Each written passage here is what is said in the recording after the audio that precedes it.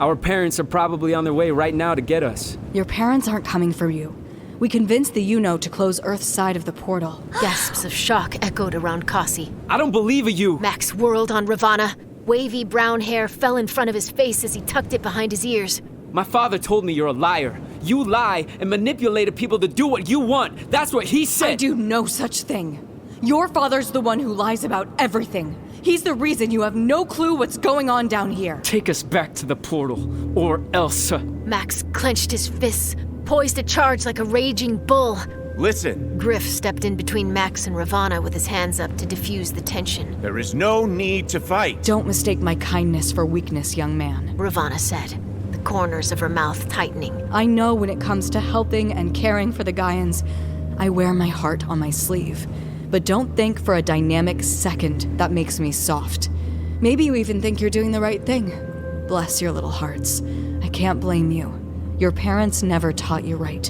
But at the very least, they should have taught you that violence only causes more violence. It doesn't solve anything. Turning toward Max, who was still coiled, she lifted her empty hands. In an instant, Max jumped forward and swiped the soldier's dull gray sonic rifle, tossing it to Amara.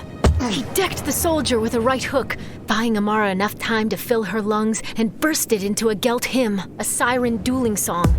Directing high frequencies at Ravana's chest, she tried to strike before Ravana could shield and minimize the blow.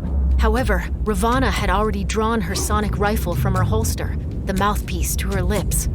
Positioned to defend, she performed a sonic shield that diffused Amara's attack.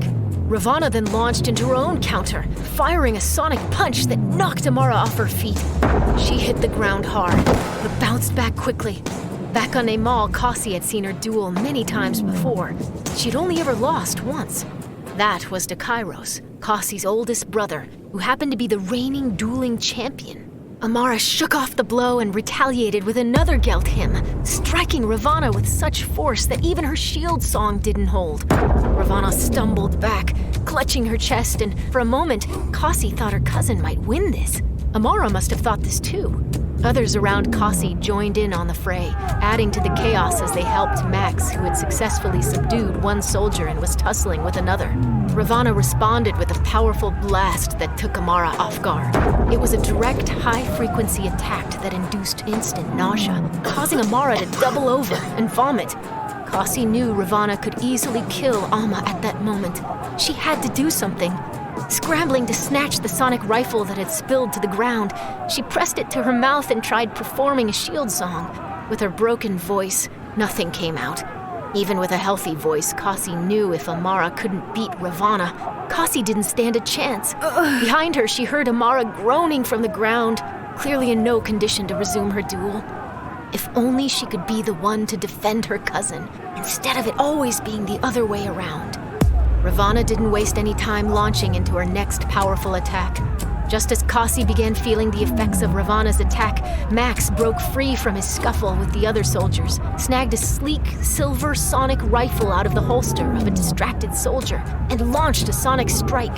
The width of the blast stunned Ravana and a few neighboring soldiers, knocking one of them to the ground. Ravana took in the blast and remained on her feet, skidding backward as if struck by a strong wind. Her suit must have been upgraded to absorb higher decibels. It was enough to halt her attack on Amara. She pivoted and performed a shield song. The second Max ran out of breath, Ravana countered with a violent Gelt hymn. Her mood darkened as she faced Max as if it were personal.